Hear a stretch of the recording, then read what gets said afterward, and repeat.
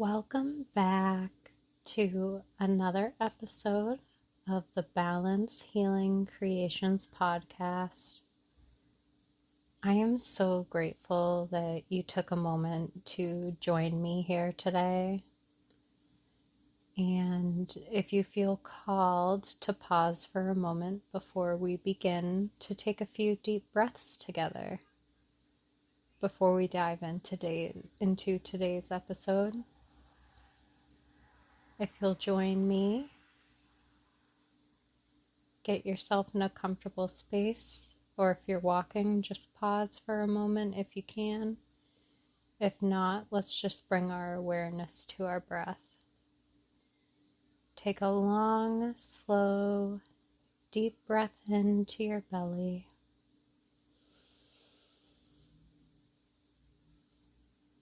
And slowly let it out.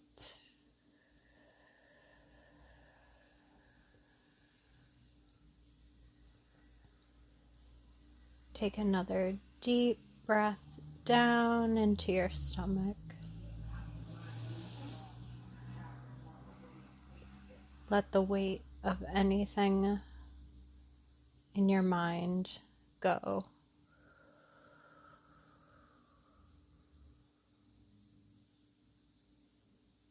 Take another deep breath in.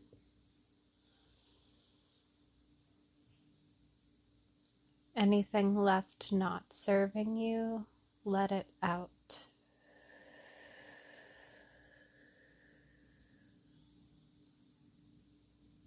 Just arrive here in this moment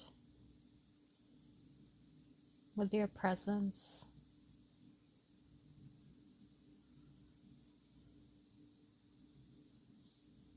In gratitude for your breath, for your lungs,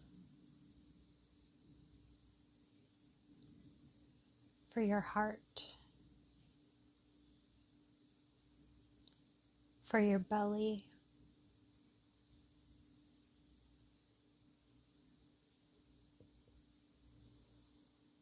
send love to those parts of you.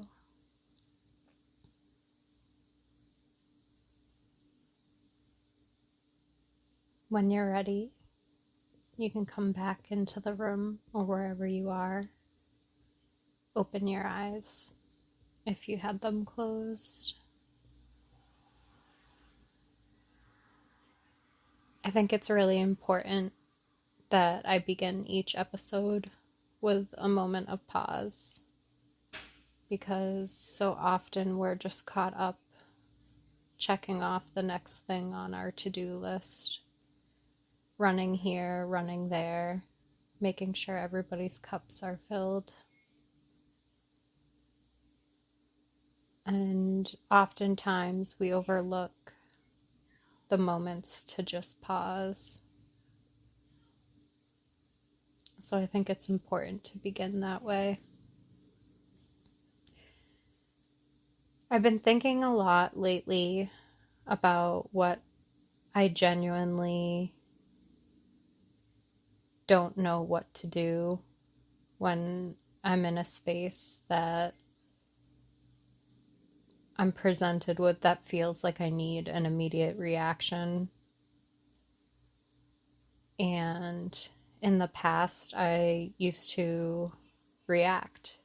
I used to react out of emotion, or what I thought was responding, right? But I've learned that when I am in an emotional state, I am physically incapable of making sound, clear thinking, constructive decisions.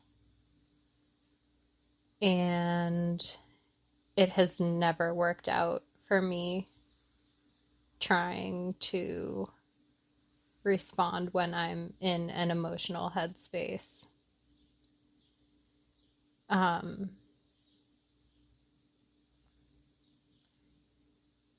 I've learned in sobriety that I need to pause, just like we did at the beginning of this episode.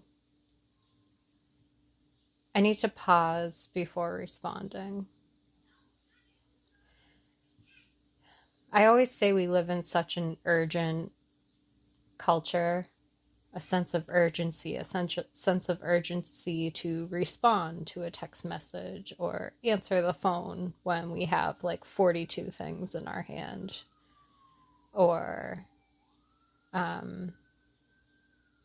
just try to respond immediately. And I've always thought, it's not that necessary to respond immediately. But another thing that I've overlooked is sometimes in the past, I've tried to instantly make things better. And that was another reason why I drank, was to not experience the difficult emotions. So when I was presented with something that was difficult and I was in an emotional state, my knee-jerk reaction was to try to make it better, even if I wasn't making it better and I was being very emotionally reactive or volatile or explosive or whatever. And it's so funny reflecting on that, because I've never, in those moments, I always regretted everything that I had said. And it was because I didn't allow myself the space to process my own emotions. I didn't give myself the opportunity to pause and to reflect.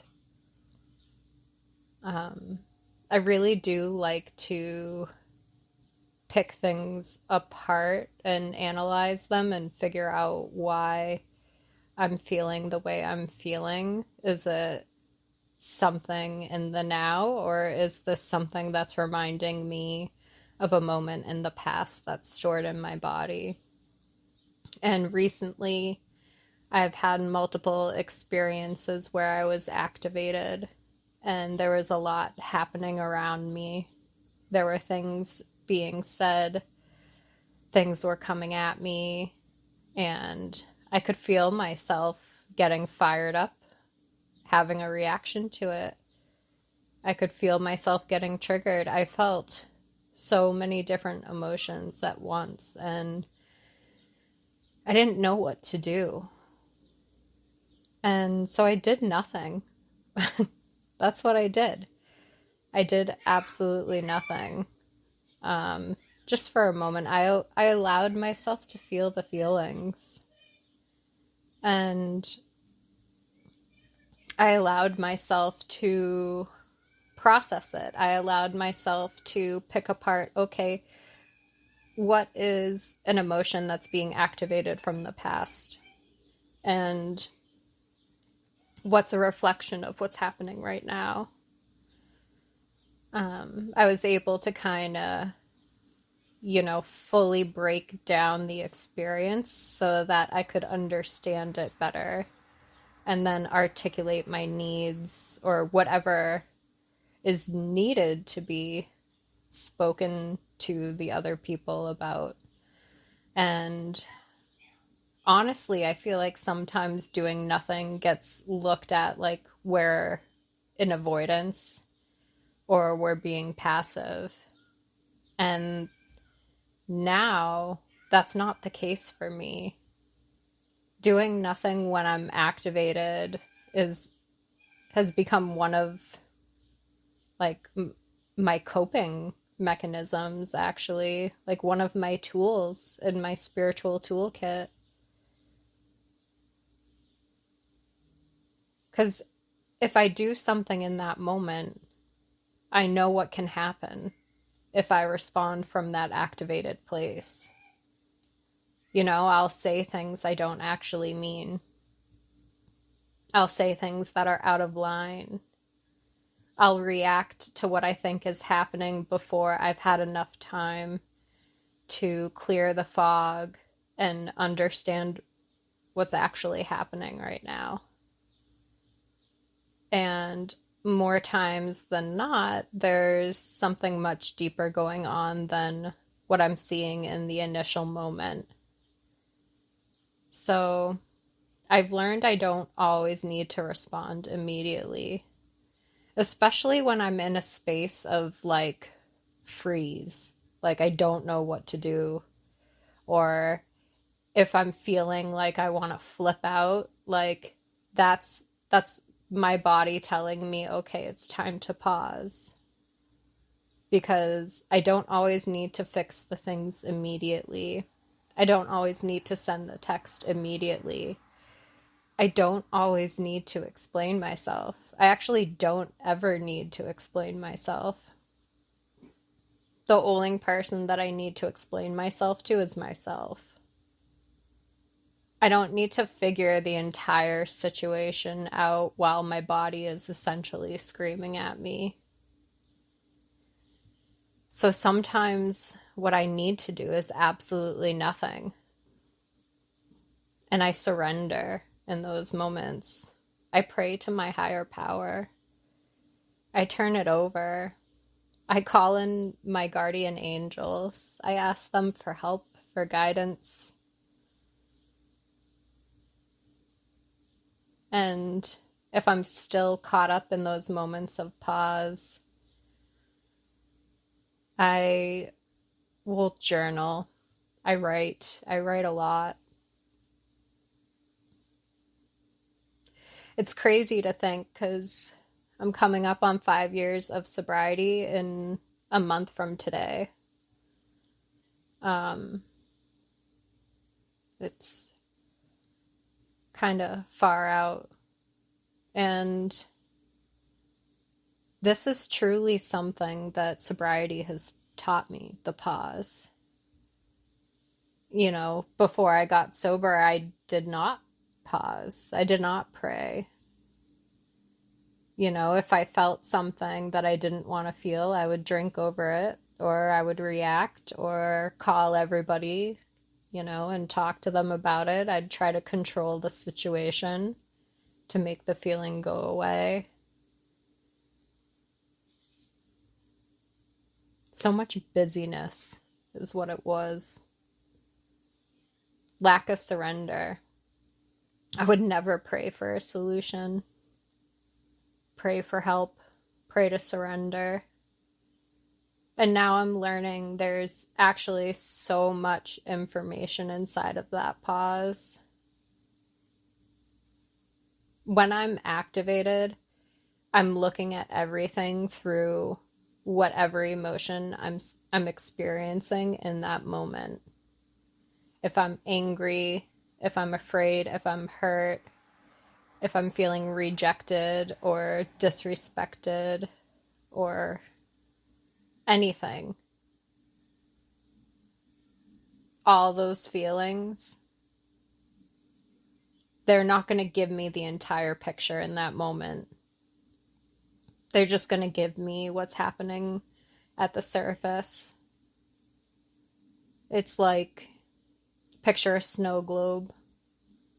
You know, you shake up the snow globe, the little flakes, glitter, everything kind of falls everywhere. Those are the emotions, right? In that moment. And you can't quite exactly see the picture inside the snow globe until all the pieces settle. And that's the moment where the clarity sets through. Because there might be something underneath the anger, underneath the fear. There might be an old wound getting touched. There might be a boundary that I need to establish. There might be something happening with the other person that has absolutely nothing to do with me.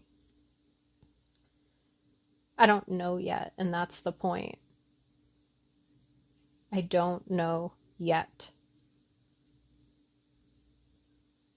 So why am I making permanent decisions from a moment where I don't even have all the information, where I can't even see the clear picture?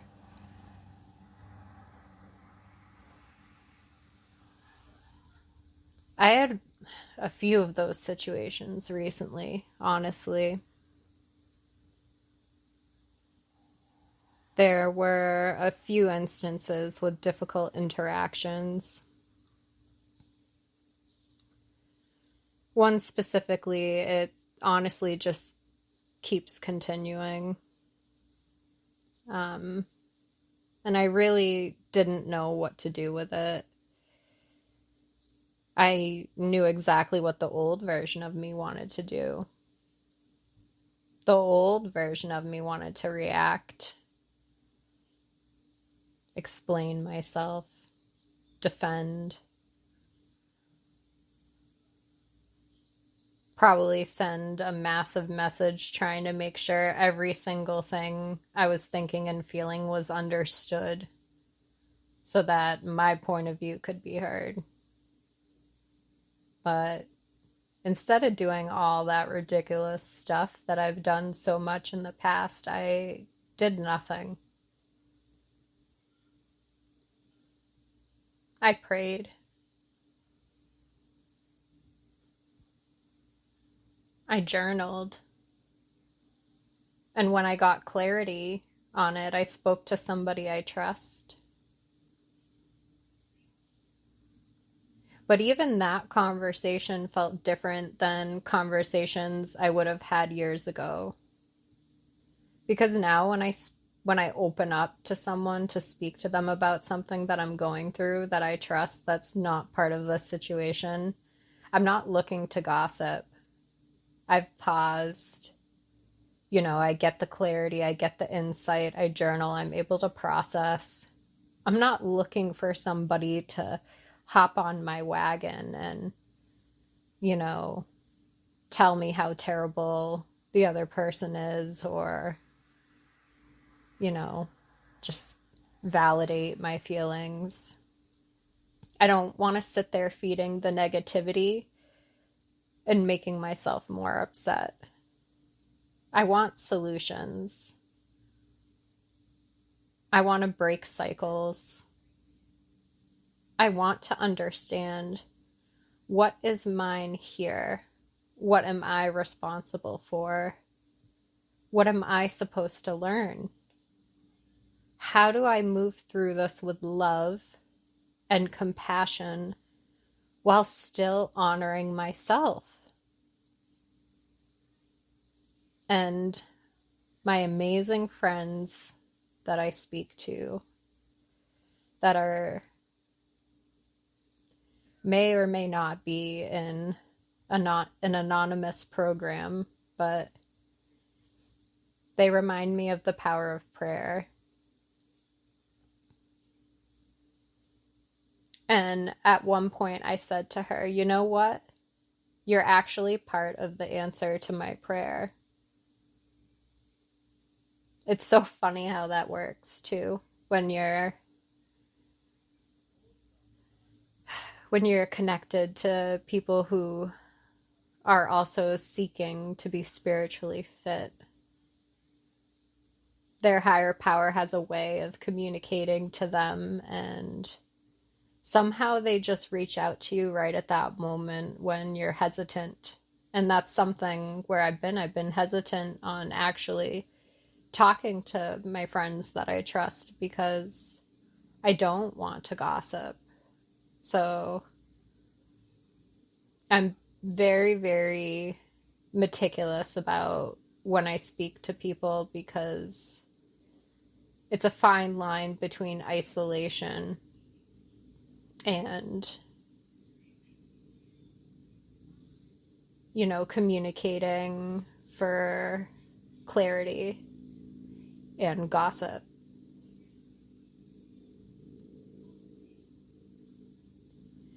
But after speaking to that friend and during that conversation, another realization had come through for me. Oftentimes, I think that when I had prayed in the past, I was expecting my higher power to hand me the whole map. Like, okay, God, here's the situation. Please tell me exactly what it means, what I'm supposed to do, what I'm supposed to say, where is this going, and preferably give me the entire plan right now. But,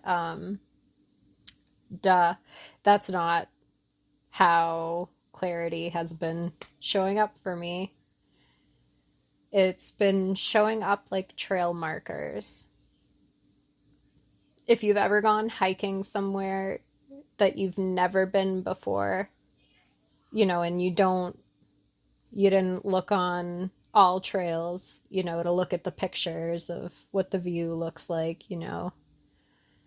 Think about before technology like that. If you've gone to a trailhead and you're like, oh, we'll go here, you get the map, but realistically, all you have are trail markers. You don't really see the entire trail. You don't know what the vista's gonna be. You might know you're following the blue markers. So you find one blue trail marker and you walk toward it. Then eventually there's another one. You don't necessarily know what's around the corner.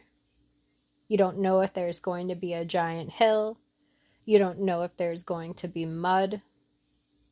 You don't know if you're about to walk into one of the most beautiful views you've ever seen, like a secret waterfall. You just know there's the next blue trail marker, so you follow it. And that's kind of how this answer came to me. It wasn't one giant, here's the answer. It was little pieces. A conversation. Something somebody said. Something I felt in my body. A thought that came through while I was praying. Another realization later. Little cookie crumbs. Little trail markers. And eventually, I could look behind me and realize, oh, there's a path here. Excuse me. I don't know if you heard that hiccup.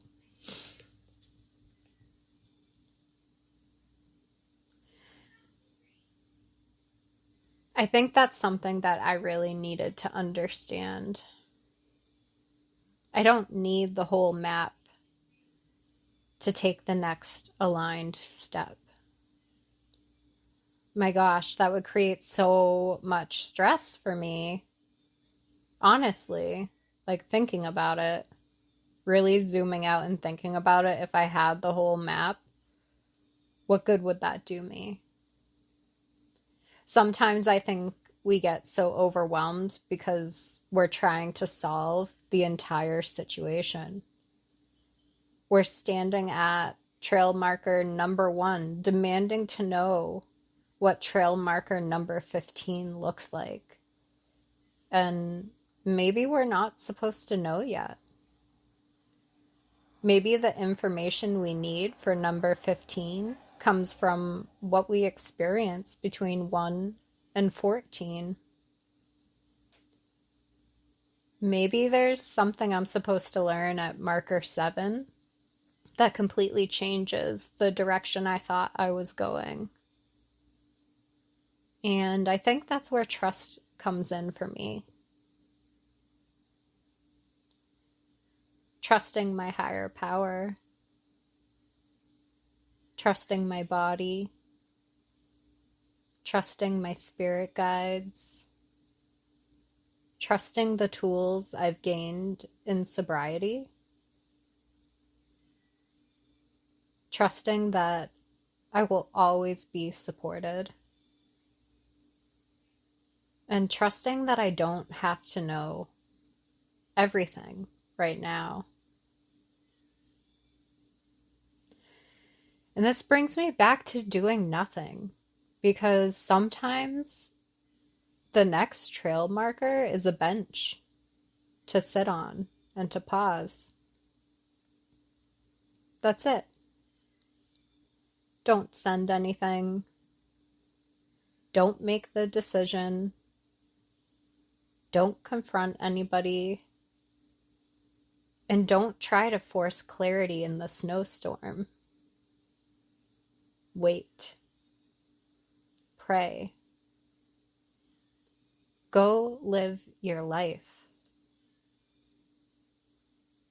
Let your body come back down. Let the snow settle. And pay attention. Because clarity usually sounds different to me once I'm no longer activated. When I'm activated, everything can feel urgent. Like, I need to handle this right now. And I've learned that urgency doesn't always mean alignment. Sometimes urgency is just activation.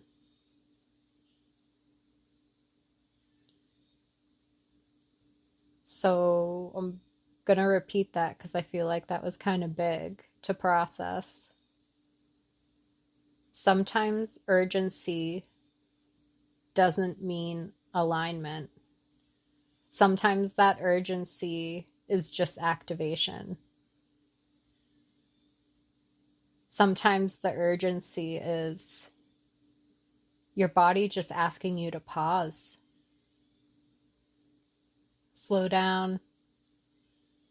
Get spiritually fit for a minute. Raise your vibration. Talk to your higher power. Whatever that looks like for you. It's a huge distinction for me because when I give myself time, sometimes I realize the thing I was about to say isn't even what I actually wanted to say. And then if I did say that, I'm just continuing the pattern. Stuck in the loop, not breaking the cycle. So sometimes I actually don't need to say anything at all. And maybe that's what's breaking the loop.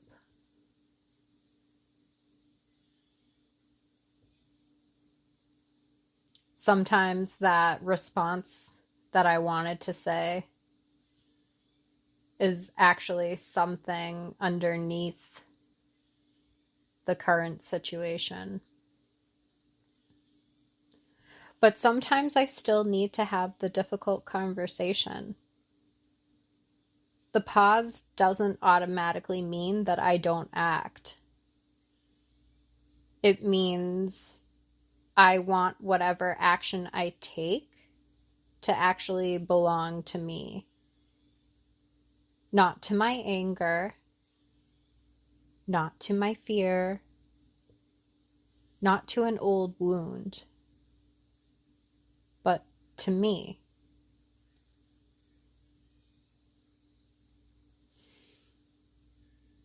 And something else I was thinking about with the trail marker metaphor is that we aren't all following the same markers. Maybe I'm following the blue trail and someone else is following the orange, or someone else took yellow. Maybe we started on the same trail and now someone's taking the white trail. We're going to see different things. We're going to have different challenges. We're going to learn different lessons.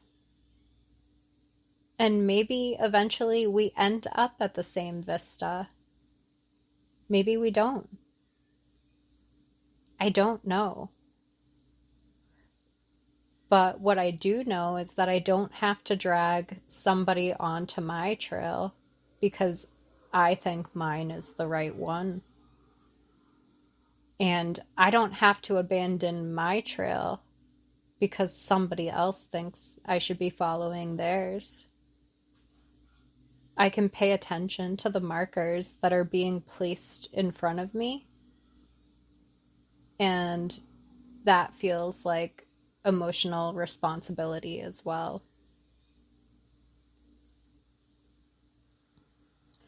I think one of the biggest pieces of clarity I got from this experience was realizing that prayer doesn't always come back as an answer.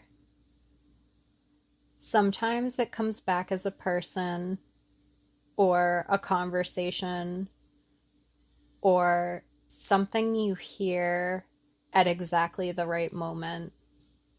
Like even a quote from a song that you've listened to time and time again, but this time you hear a quote from it that you've never heard before. Sometimes it's something your body suddenly softens around, or a thought that just comes out of nowhere. Sometimes it's simply enough peace to wait another day. And maybe that's the answer for now. I've been learning to stop demanding the whole map and start paying attention to the trail marker that's actually in front of me.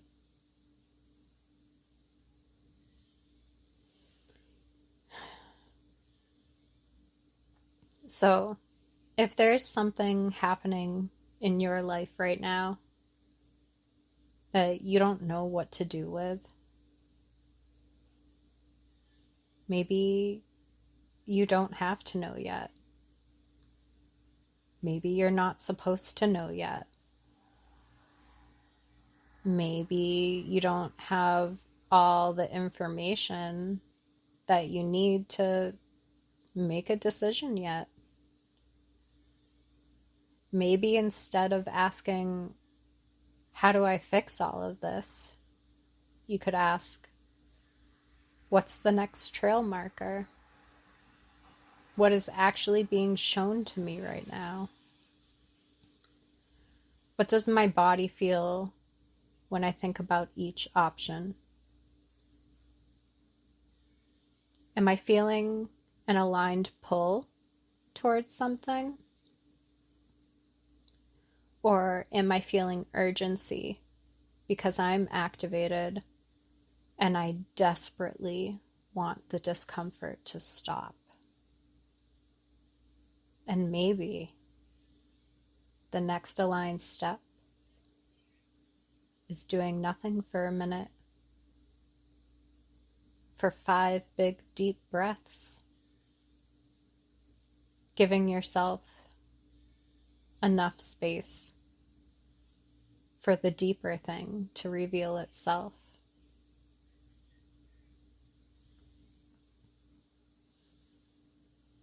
I am so grateful for my path in this sobriety timeline that I'm living. It has taught me so much. And more recently, it's taught me that I don't have to react to every feeling I experience. I can feel something fully without immediately turning it into an action. I can pray before I respond. I can ask for clarity before I decide. I can talk to someone I trust without turning the conversation into gossip. That's a huge one for me. And I can admit, I don't know yet. There's actually so much freedom in that. I don't need the whole map. I just need enough awareness to recognize the next trail marker when it appears, and enough trust to follow it. Certainty in my higher power.